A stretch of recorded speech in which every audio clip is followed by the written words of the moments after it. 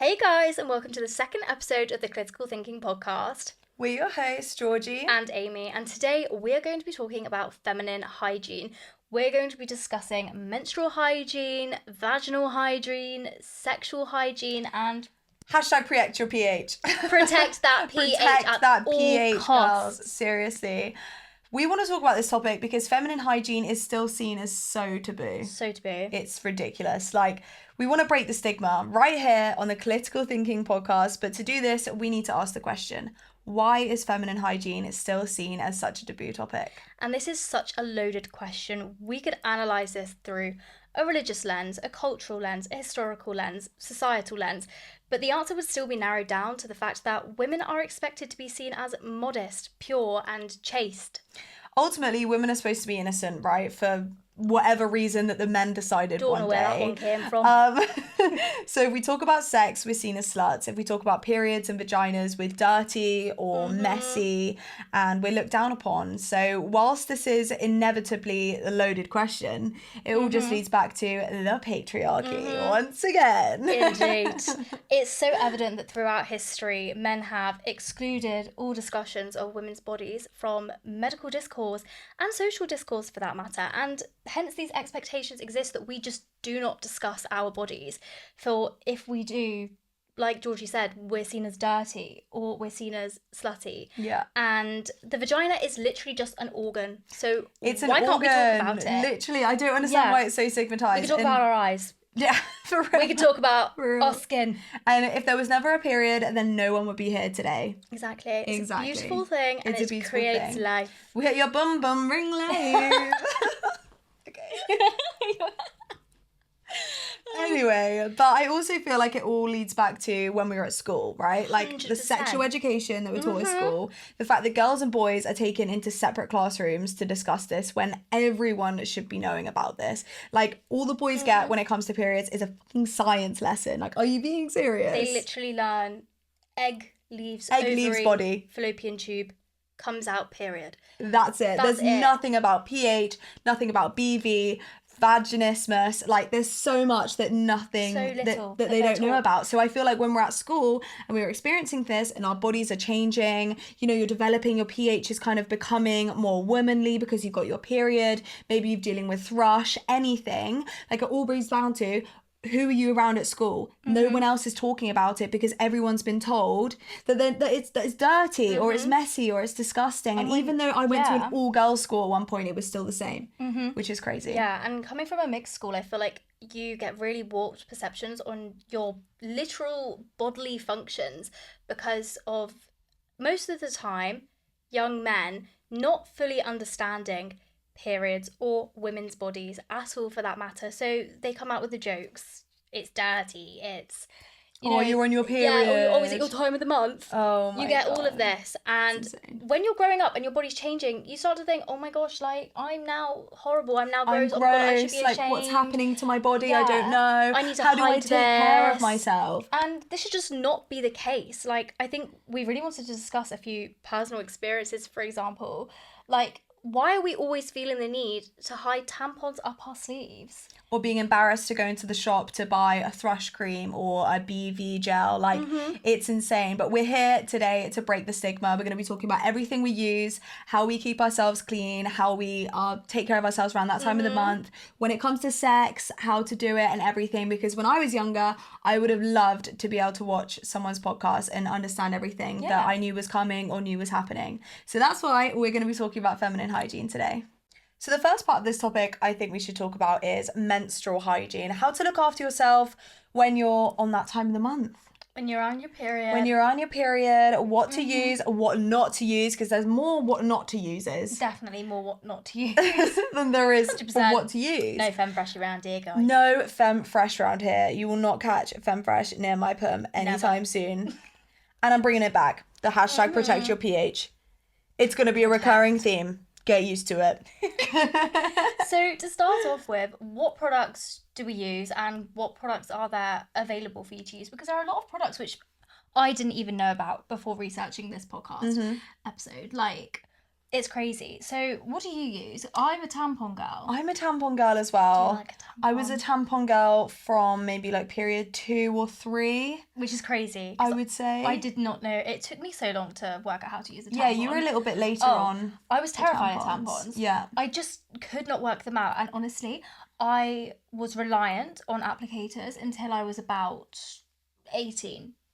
My first year of uni is when I used my first non-applicator tampon. So I was the opposite actually. So my mum's a tampon girly. Mm-hmm. And I think it's kind of like whatever your mum says you kind of use, right? Because that's like the closest person to you. But she's not an applicator tampon girly. So she is a handheld tampon user.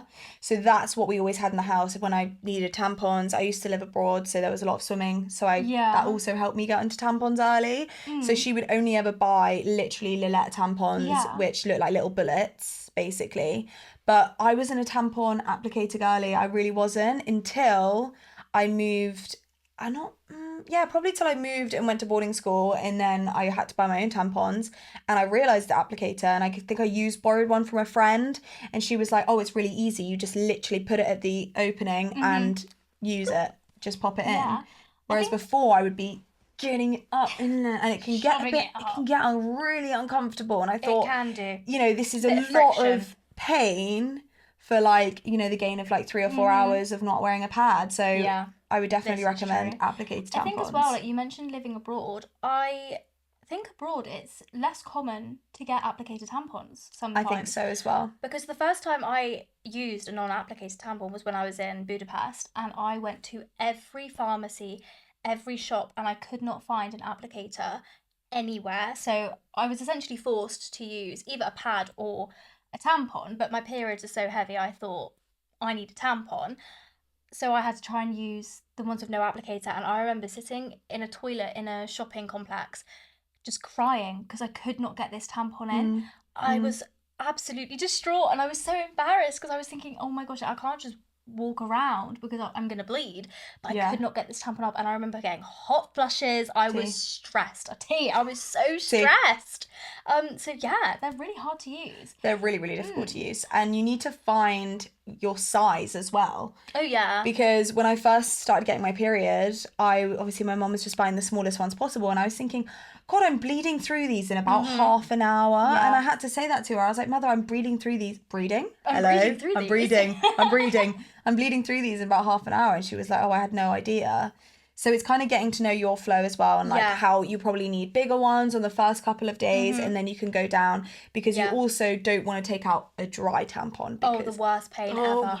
Literally the worst pain Friction ever. burn. It literally feels like you're pulling out your insides. Yeah, and so you need to be going from largest to smallest as definitely adjust those sizes. Adjust those sizes to your flow. Yeah. How do you feel about cups?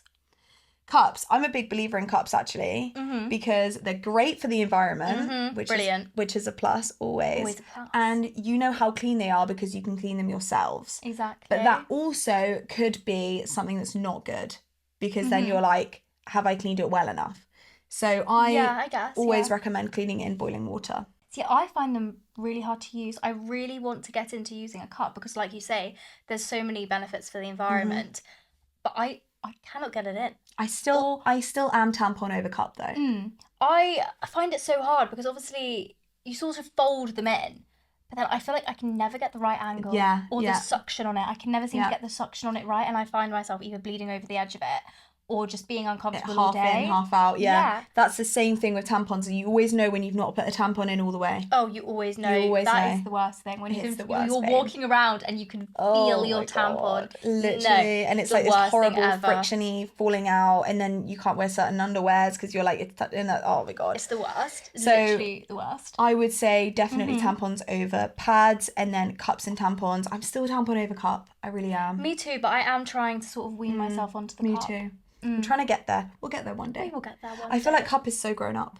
It's so grown up. So grown up. And there's discs as well, which is really Yeah, I haven't tried a disc before. I didn't know that discs existed until I was literally doing research for this episode. Really? I'd never heard of them before, and I thought we definitely have to mention it, because if you don't want to use tampons or pads, for example, Or if you're not ready for a cup, you can't use a cup, maybe try a disc, because I Just a little even bit saw that less you can deep, get them aren't with they? an applicator Really? as well. I saw someone not using it quite literally, but someone demonstrating how to use the discs, and it came with an applicator. Why don't we give it a go and we'll come back to you in a later episode. Disc update. If anyone has used a disc, Comment down below. Please let us know. And what about period underwear? Would you ever use period underwear? I would use period underwear, and I have used period underwear before, and it's amazing, but I think I would only use it for sleeping. Yes. Oh, yeah. And even then, when I'm on my heaviest flow, I feel like it doesn't quite, like sometimes if I'm falling asleep and I've had a big bleed in the night,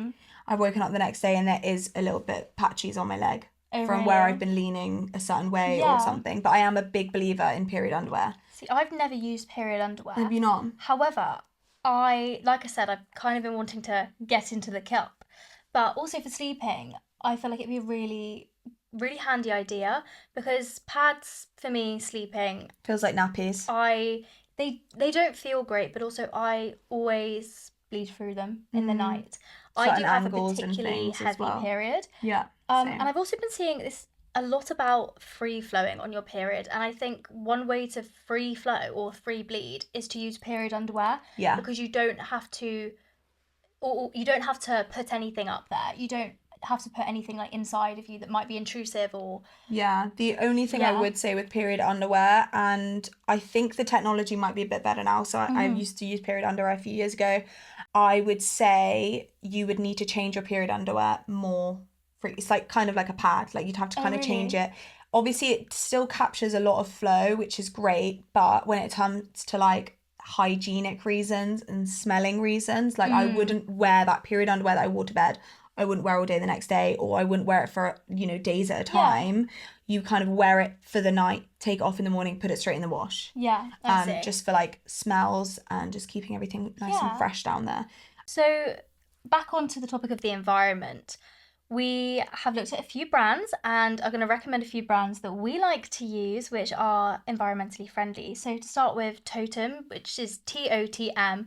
They are 100% organic cotton tampons, which is amazing, because recently, actually in only 2024, a study by UC Berkley detected arsenic and lead in 30 different tampon brands, including Tampax products. And Tampax are such a popular tampon brand. I know so many people who use Tampax. Tampax also tests on animals, which is not brilliant. Not what we like to see. It's 2025. Come on. We're not testing on animals. We never should have. We're not doing it now. There's also chlorine, bleach and perfumes added to tampon brands. So if you see a tampon box that says something along the lines of sign of like a fresh smelling, just avoid at all costs. Avoid at all costs. Or fragranced. You have your period, it should smell like a period. Another brand which is really good is Lilette's. We spoke about this in our first episode. Lilette user since day one. Day dot. Lilette user since day Lilette's, you need to sponsor us ASAP. Please. Oh my gosh. And Lilette's are cruelty free and vegan, which we love to see. Over here. We love to see. And the same with Flow. Flow is a really amazing tampon and pad brand. I'm obsessed. I love their tampons come in like an ice cream tub type shape. Yeah, it's really cute. It's really sweet. Really cute. Just adding a little bit of girl cutesiness. And they also donate over 200,000 tampons and pads, Their applicators are also eco-friendly, because one thing I think we don't realise when we're using applicators is that they are a lot of the time plastic. You do get cardboard ones. However, I would say cardboard tampon applicators are quite hard to use. I would say so too. They always get stuck. It's never just a smooth like press of a button. It's and then sometimes you have to take out, readjust, get the thing right, and then goes back in, and then it's like, well, now you're just making my tampon experience not enjoyable. But Flow, they feel like plastic, but they're eco-friendly. Yeah. So they work like a tampon pearl. They work brilliantly. Tampon pearl? Tampax pearl. They work brilliantly, but obviously are so much better than Tampax pearls because they're cruelty-free. They donate to charity. They're eco-friendly. And they just slide in really well. They're that girl. And since there's such a stigma talking about women needing to be pure and clean and feminine and periods seen as dirty and disgusting, the adverts not even showing real blood. No, it's always that purpley blue liquid. It's you see insane. them dipping a tampon in essentially water that's been dyed blue, or they're pouring it onto the pad, and the pad's expanding and it's all purple, and then you see little flowers popping out of it. No, that's just not what happens. What happens? It's not what happens. And the fact that that's always shown reinforces this idea that period blood should not be seen, and that it is dirty, and that it can't be seen because it's not fresh, it's not clean, it's not pure. And it is literally one of the purest forms of blood. I saw a quote recently which said, period blood is the only blood not spilt due to violence. And I was like, that is so beautiful. That's lovely. So why do we see period blood as the dirtiest type of blood? And it's the fact that tampons weren't even tested No. until the 1980s or 90s, when there was a crisis of women dying worldwide from toxic shock syndrome. That's when they were like, horrendous. Oh, we should probably test this product on blood, actually. You should probably test it, seeing as people are dying. You've got to work out what works for your body and go with that. But I would just say, just to finish off, just make sure that you're showering morning and night when you're on your period. Do not use any perfumed products. No Femme Fresh, no fresh wipes, no nothing. I would even say... Oh, the fresh wipes, stay away. God. The perfumed fresh wipes, they're the worst. do not go near them, please. Please. And just be careful with the brands of period products that you are using. The chlorine, the bleach, the testing on animals. And of course, we do understand that it is a privilege to be able to afford certain brands of tampons, especially, or certain brands of period products. The eco-friendly ones may be more expensive. We understand that 100%. The pink tax is real, and we're working every day. And period poverty is so real. So we do understand that it is definitely a privilege to be able to go and pay more for an eco-friendly tampon, for example. Exactly. But if you have the means, please opt for them, because they are better for your body and better for the environment as well. And longevity of protecting your pH, which is going to be a recurring theme. Protect the pH. So we're next going to be talking about vaginal hygiene. And to begin, we're going to talk about Thrush. Thrush and I go hand in hand, unfortunately. Thrush and I have a very good old friendship. It's slightly toxic, should I say. So how can you recognise if you've got Thrush? You get an itching or a burning sensation, thick, white, lumpy discharge, and discomfort. A lot of discomfort. I think that is the first thing that you'll notice. Something doesn't feel right down there. It's just off. Your underwear is feeling horrible. It feels like it's burning it. You know, you're itching. You're uncomfortable. You can't wear jeans. I cannot wear jeans. When you're that thick bit by your flyers. It's the seam. It's the seam by the flyers. It just irritates. Oh my goodness me. But I think there's also a lot of like stigma around thrush itself. I've heard people say that it's an STI. It's not an STI. Men get it. Men and women both get thrush. You can get a cheeky friction burn down there, and it can cause thrush. Yeah. A lot of things can cause thrush as well, So many things. And it's not just sex. You can get it from shampoos. I've had it from Lush bath bombs. I had it when I was on my ski season, and it was literal hell. Having thrush during that time was hell. And it was literally just because I was wearing leggings, sweating, and just having to be in those same leggings all day from like 7 o'clock in the morning, or like 5 a.m. actually. 5 a.m. when I'd get up versus 7 o'clock in the evening when we'd come home. You'd be in your leggings all day. Sweaty clothes all day. All day. And I think from sweating and stuff, that can also cause thrush. Yeah, it's just a breeding ground, isn't it, for that kind of bacteria. Getting thrush doesn't mean that you're unhygienic. No. It just means that your pH has been thrown off. And that can happen, like we say, from anything. but that could happen from anything. That can happen from using products on your vagina, like Femme Fresh or soap or any... If you're trying to clean your vagina... You're going to give yourself thrush. Or some other sort of imbalance in your pH. Like, literally from being too clean, you can have it.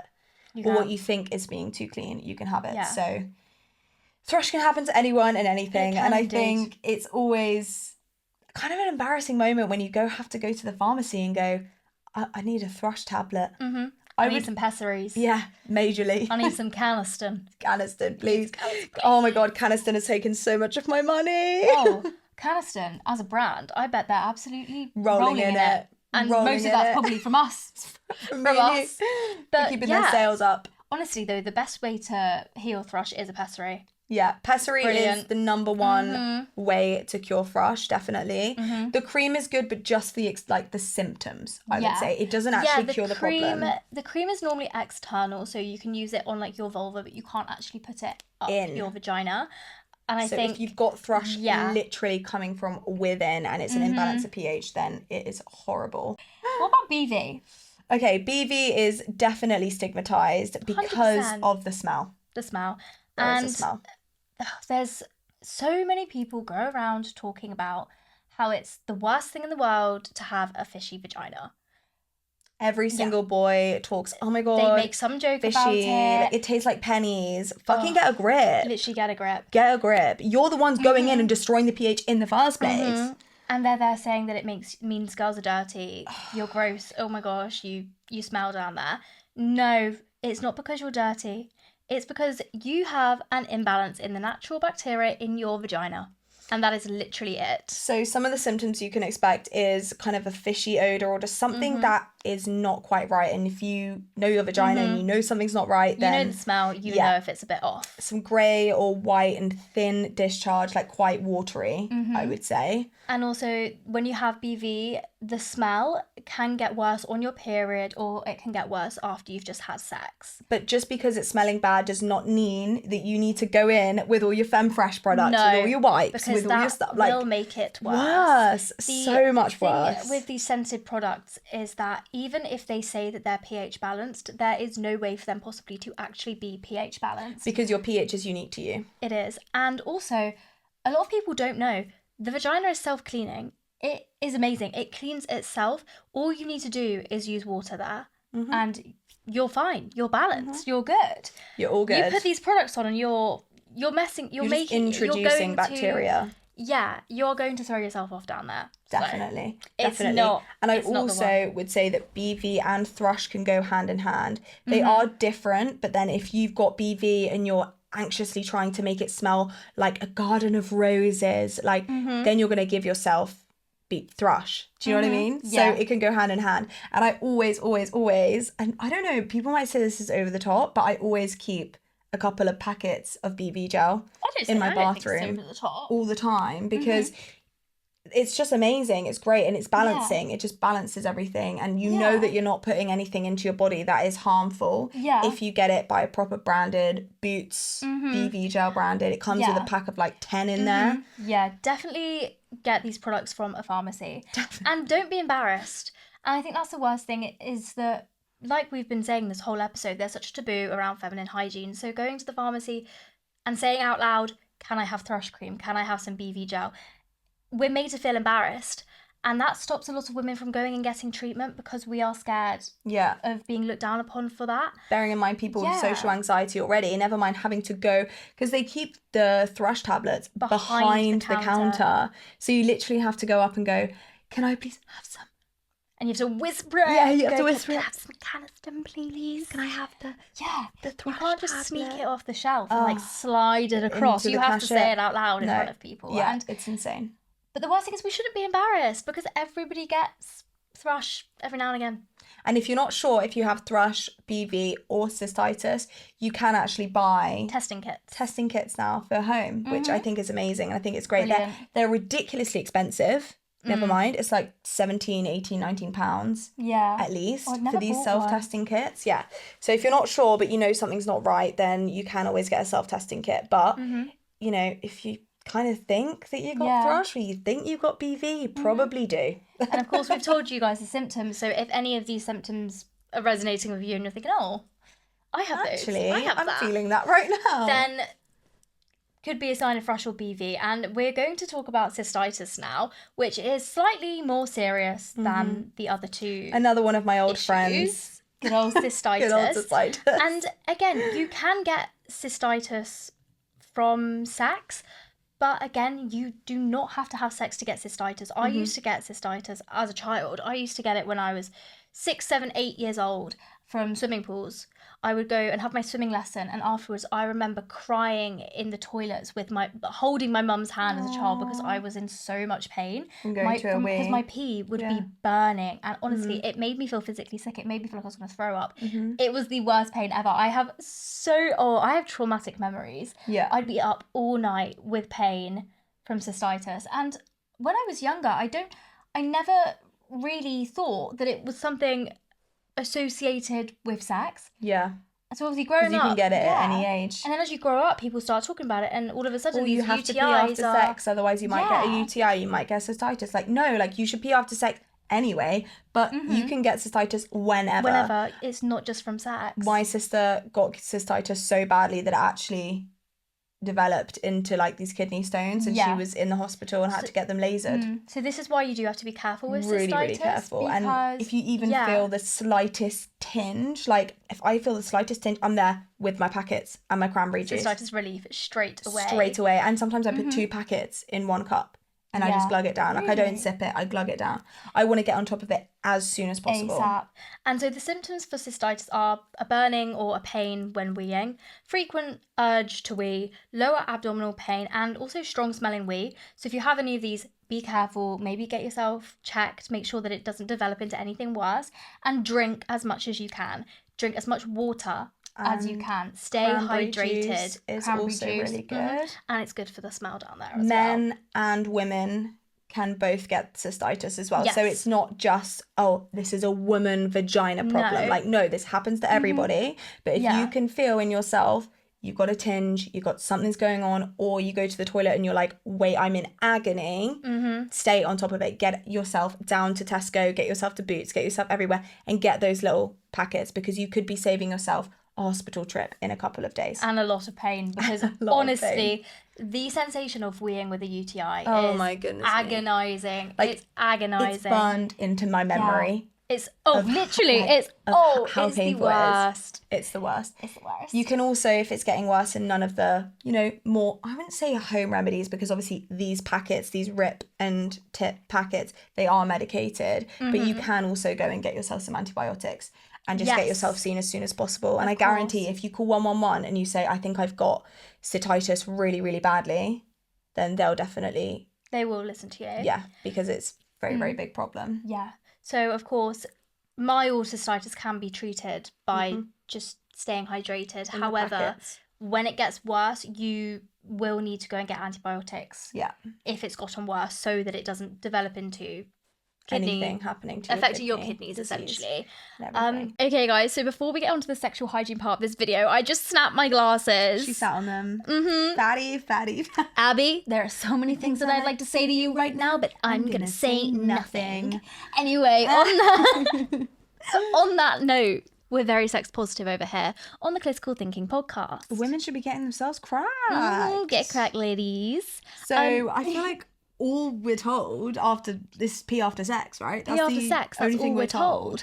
And no, there is so much more to it than that, and we're going to be running you through a few ways that you can look after yourself and your body when having sex, but also when self-pleasuring as well. So we're going to get into that, but to start off with condoms. We've all hit it raw, okay? We get it. When times are tough, we've all raw dogged it, okay, guys? Okay, let's not beat around the bush here. But of course, condoms have their perks, right? Yeah, definitely. So, and that can be to do with pregnancy and also STIs. And thrush. Even things like thrush, like Georgie says. Which isn't an STI, but it's still something you can get from sex. Can be spread via sexual contact with a partner.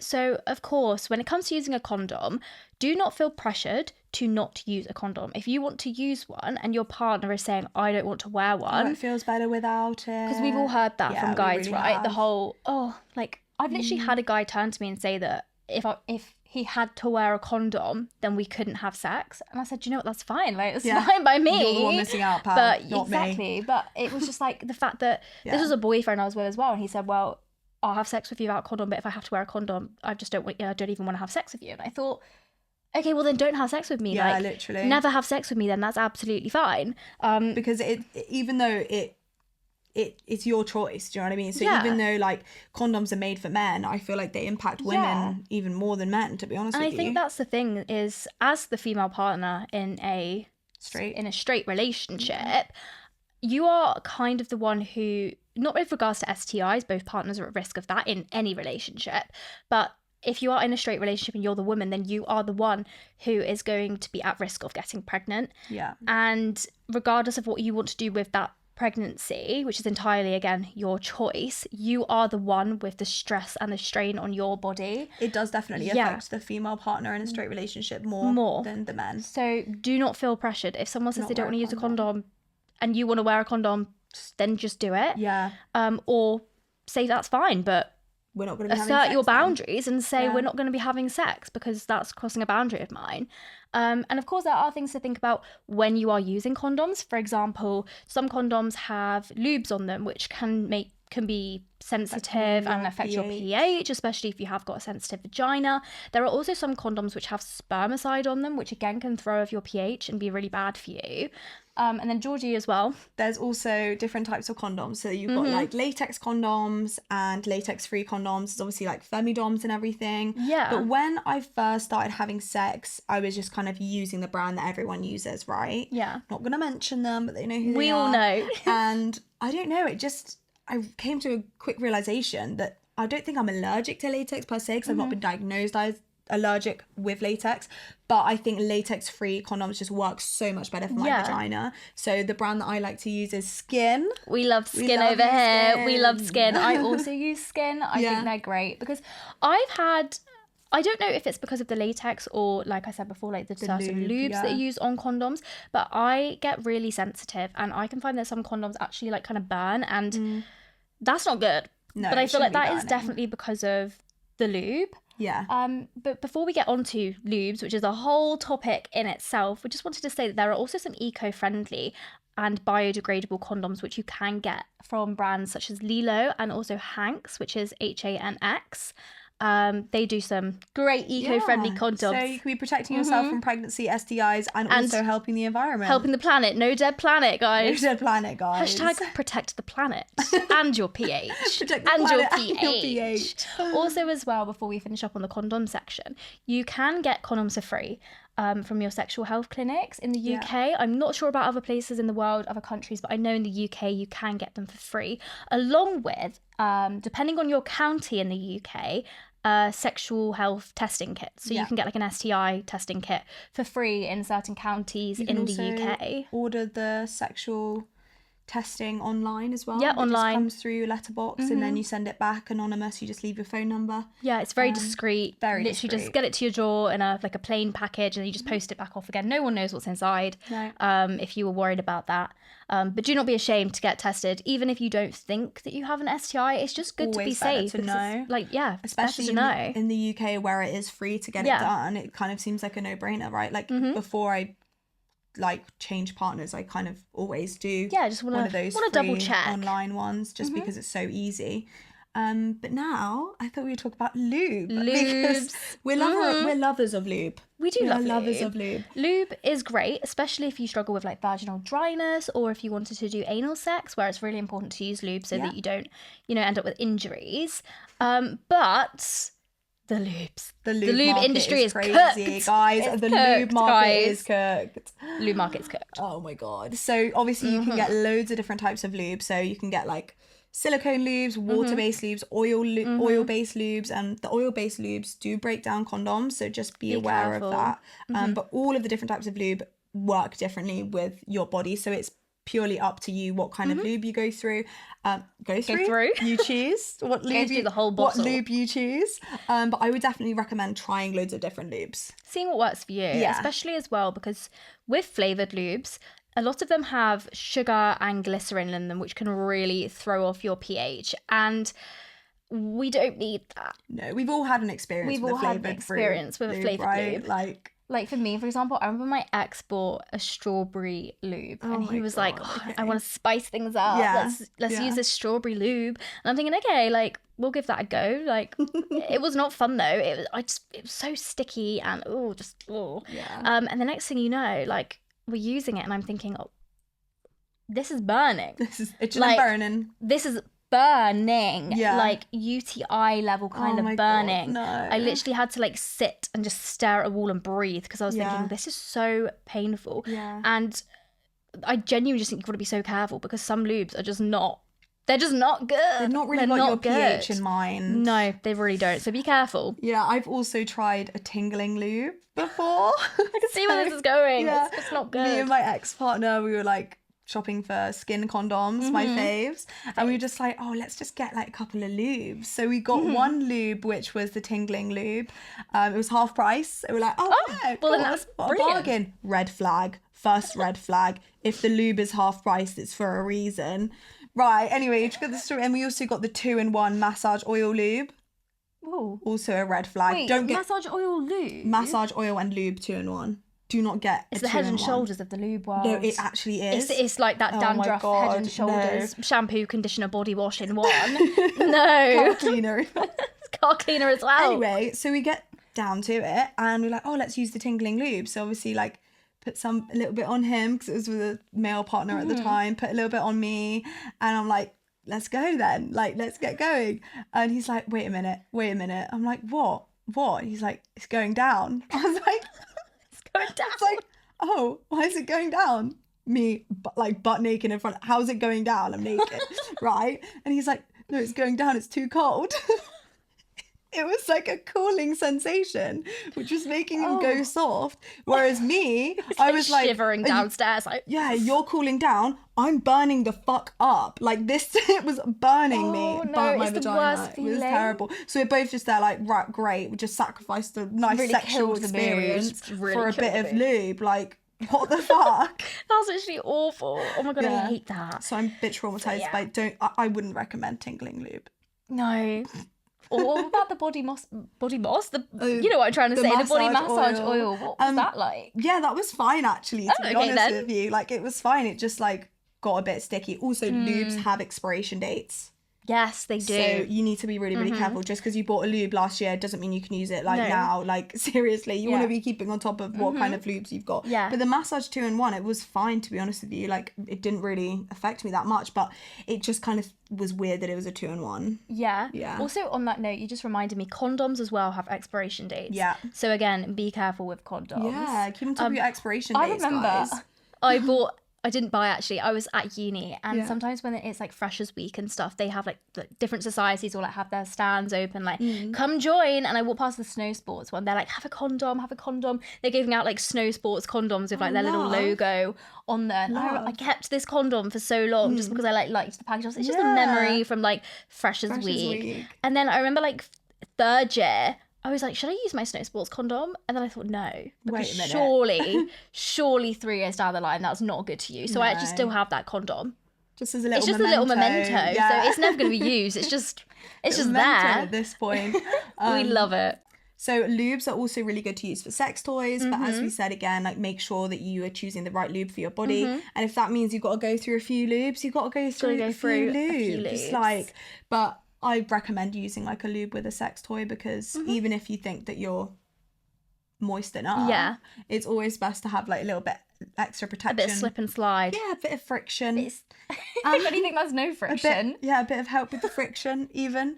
But onto the topic of sex toys, we both We own love a sex toy. vibrators. We do. Proud owners of Proud vibrators, owners of over here. vibrators. Actually, when I went and got my sex toy, my vibrator, I remember going into the shop, I was with my friend, and I was a bit embarrassed. I was like, oh my God, like, I'm buying a vibrator. Yeah, we I all sort of did. like had it, and I was like, oh my God, like, I'm just carrying this vibrator around. Like, it was a bit uncomfortable. And then the lady came up to me, and I was in Ann Summers, and they are chatty in Ann Summers. They're so They're chatty. very friendly. And it is kind of nice because it kind of makes you a bit more at ease because they're Comfortable. being friendly and they're not Yeah. judgmental. Yeah. But also I was still a bit on edge because I'm walking around like by the whips and the chains, and I've got a vibrator in my hand, and I'm thinking, oh my God, like Yeah. I'm staring at a butt plug right now. Like, what's going on, guys? Do I need a butt plug in my hall?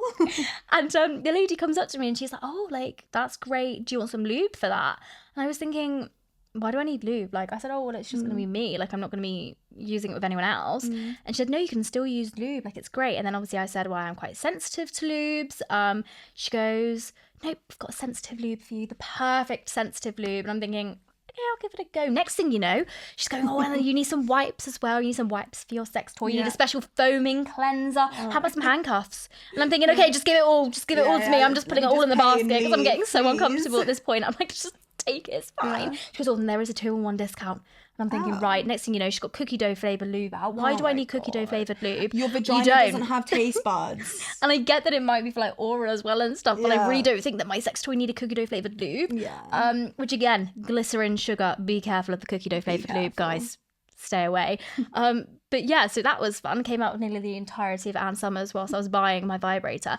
And note for that sensitive lube, it really burnt again. Oh no. So I'd say also be careful when buying lubes that are labelled like sensitive. Yeah. Because I don't know if it's just me being extra sensitive, but everyone's, I think just be careful because like your pH is unique to you, isn't it? At the end of the day. So as long as you're just being more on the safe side, more on the careful side, of course, is probably best. But so just be careful with those lubes out there, guys. So obviously we are both proud owners of vibrators and other sex toys, if I'm being honest.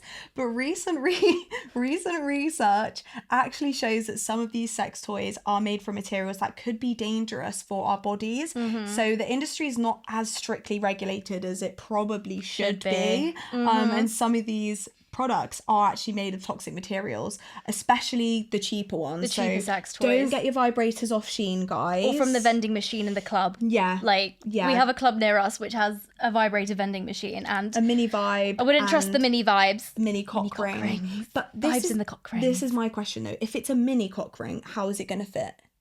Micro penis. Micro penises only. So maybe if you do... I'm joking. I actually don't really know how cock rings work, so anyways, onto those toxic materials. Yes. So some of these toxic chemicals include PVC, so polyvinyl chloride, which is actually an endocrine disruptor. So this can throw off your hormones, cause hormonal issues, and it can even affect your fertility as well. So you've got to be careful of that PVC, guys. Really careful. Also, thermoplastic rubber, which is often used to make the realistic sex toys. So thinking strap-ons. Dildos with veins. Dildos with veins. So be careful of those realistic sex toys. Yeah. Because the thermoplastic rubber actually is porous. So a lot of the time bacteria and yeast can build up in there, even if you've cleaned it. And obviously this can lead to like infections, especially if you are going to be sharing sex toys or using strap-ons on different partners. So got to be really careful sure with that. Clean them really effectively. But I would also say if you're wanting to go and browse the sex toys in person, and you know, as we said, it can be a little bit of a daunting experience. Yeah, definitely. You shouldn't feel any shame at all, because I mean, we're very open and honest about our vibrators and our sex toys and like using them, and I think that's something to be proud of. We should all be kind of investigating that on our own time.